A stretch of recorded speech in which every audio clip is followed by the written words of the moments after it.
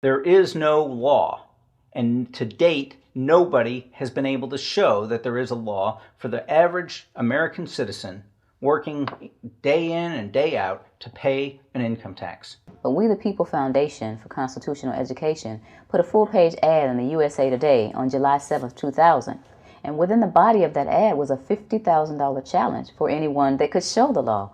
And to me, $50,000 is a lot of money. So I went after that and did the research based on the fact that I thought, let's put this baby to bed. I'm hearing all these rumors. I'm going to kill two birds with one stone. I'll answer these people's questions that are asking me, and then I'll win this $50,000. And, based on the research that I did throughout the year 2000 and that I'm still doing, I have not found that law. I've asked Congress, we've asked a lot of people in the IRS commissioners, helpers.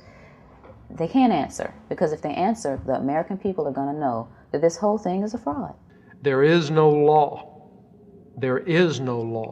that requires the average American worker in the private sector to pay a direct, unapportioned tax on their labor and compensation for services. There is no law. I really expected that, of course, there's a law that you can point to in the law book, the code that requires you to file a tax return. Of course there is.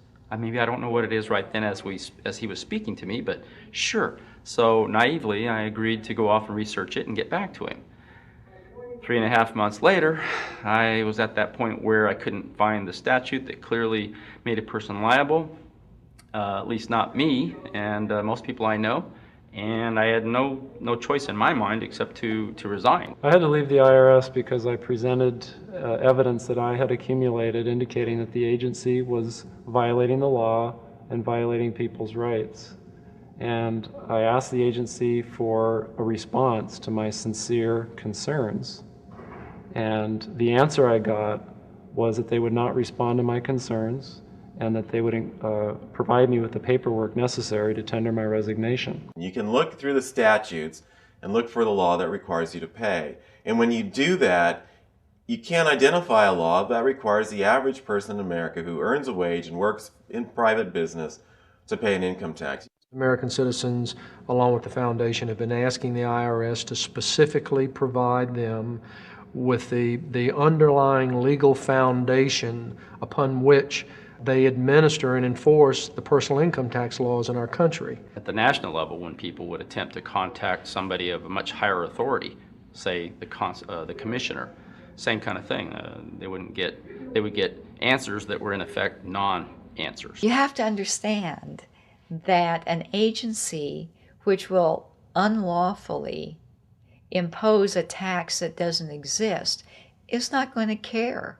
If we, the people, don't know what our rights are, they're not going to tell us. If Americans just learned that the IRS was actually knowingly deceiving them, that would be enough for them to rise up and put a stop to it. 100% of what is collected is absorbed solely by interest on the federal debt. All individual income tax revenues are gone before 1 nickel is spent on the services taxpayers expect from government. People have been told, that you need this income tax system to fund government, which is absolutely ridiculous.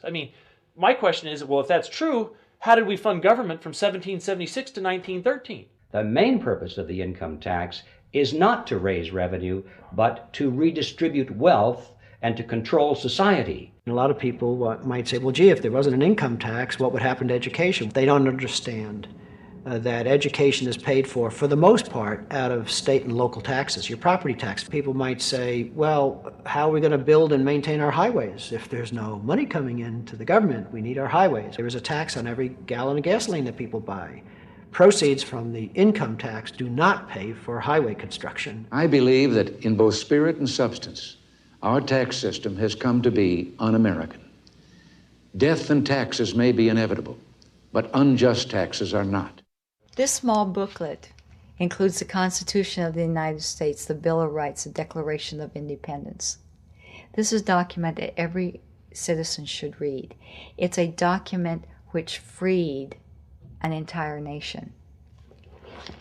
This is the Internal Revenue Code, and this document, and the unlawful application of this document by the Internal Revenue Service has enslaved the nation that this document attempted to free.